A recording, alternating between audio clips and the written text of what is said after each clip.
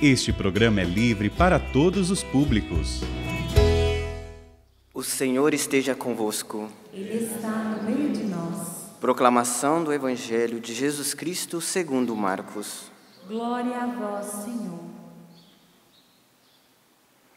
Naquele tempo, Jesus saiu de Jericó, junto com seus discípulos e uma grande multidão.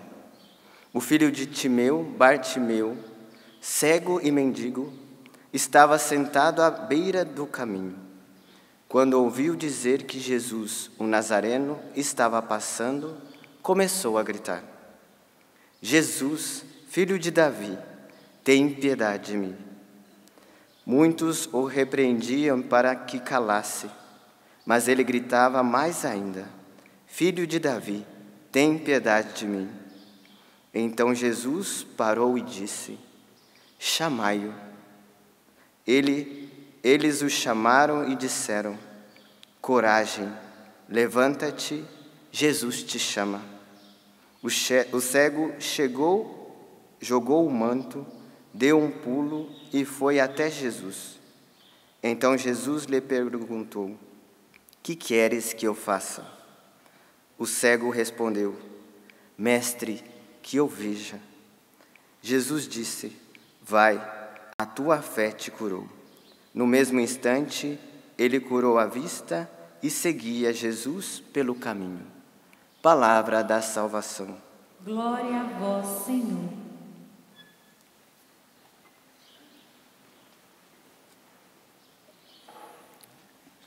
Caríssimo Padre Tiago, amados irmãos e irmãs, ainda em nossos tempos, em nosso tempo, né, se pergunta: quem é Deus?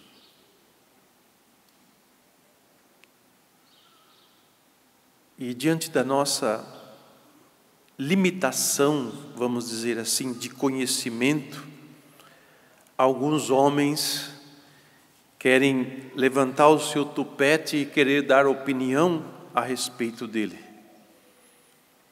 E caem num tremendo engano, num tremendo erro. Mas o que o autor sagrado nos revela a respeito da pessoa divina, do Criador,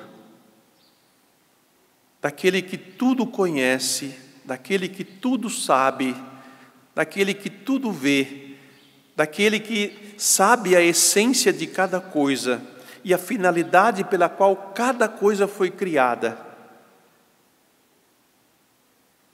É imenso.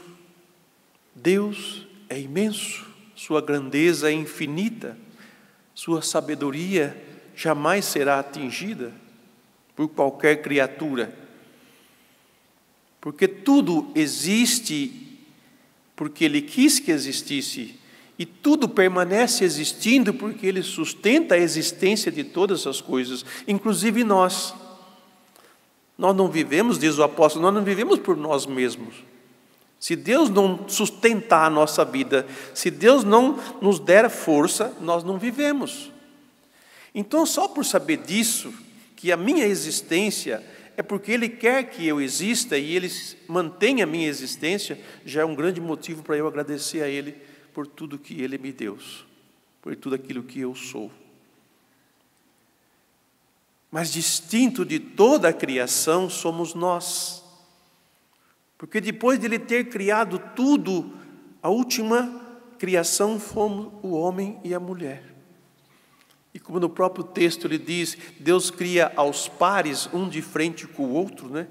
Um distinto do outro, mas um completa no outro a sua bondade, a sua verdade. Nós não fomos criados sem complementariedade. Por isso o homem e a mulher encontram em Deus a sua identidade.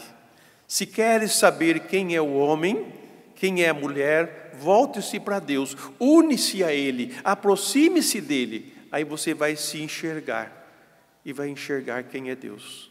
Aí encontrará o sentido para a sua existência. É o único ser capaz de conhecer a Deus, Não digo aquele conhecimento onde eu sei tudo sobre Deus, porque o nosso conhecimento dele é limitado, porque ele é infinito, ele é eterno. Nós participamos do seu conhecimento, da sua sabedoria. E a maior revelação desse amor dele por nós, dessa sabedoria dele por nós, é o seu Filho Jesus Cristo, que foi enviado da parte de Deus para nós. Como promessa na criação, quando o primeiro casal humano se abre ao pecado, Deus já marca a vinda do Messias, já marca ali a vinda do Salvador, colocando entre a descendência da mulher e a descendência da serpente, onde a descendência da mulher esmaga a cabeça da serpente. Por isso, aquele que veio da parte de Deus é o vencedor do mal, é o vencedor do inferno, é o nosso Salvador, é o Messias, o prometido do Pai, para salvar a todos, a fim de que nós não ficássemos abandonados, mas ao contrário, fôssemos trazidos de volta à intimidade com aquele que é o eterno, que nos criou não para uma frustração, mas para uma plenitude, como ele é pleno na sua glória, pela pessoa de Jesus. E aí, meus irmãos, reconhecer quem é Deus, reconhecer quem Ele é, por aquilo que Ele se revela a nós, Ele se dá a conhecer a nós, e conhecer aquele que Ele enviou, significa uma nova visão. O cego que aparece neste Evangelho, ele sabia que o Messias ia vir, o filho de Davi, como Jesus era chamado também, porque Deus disse que de Davi, que ia suscitar um filho dele, que ia restaurar o reinado de Davi e que ia conduzir o povo de Israel. Alguns achavam que era o sucessor de Davi, como na descendência dele, o neto, o bisneto dele, mas não, esse vinha da parte de Deus. Esse sucessor vinha da parte de Deus. O que ele se assemelha com Davi é o coração de Davi, que era muito fiel a Deus, embora o coração de Davi pecou também. Mas o filho é Jesus, o filho de Davi, aquele que vem da parte de Deus, a qual o cego queria ver. Ele já via com os olhos da fé. Ele já acreditava em Jesus, tanto que ele o chama de filho de Davi, o prometido de Deus, o enviado de Deus, aquele que vinha restaurar todas as coisas. E no final ainda chama ele de mestre, quer dizer, alguém que eu me deixo instruir por ele. Às vezes a nossa visão de Jesus está um pouco embaçada ou limitada. Nós sabemos de onde ele vem, nós sabemos quem ele é, mas precisamos nos dispor a ser discípulos dele. Precisamos nos dispor a mergulhar na sua presença em nosso meio. E toda a celebração eucarística é um momento de encontro com Jesus. Primeiro, pela sua palavra. Deus fala a nós. Por isso, ouvidos atentos à leitura que é feita desta mesa, que é a mesa da palavra. Deus nos fala.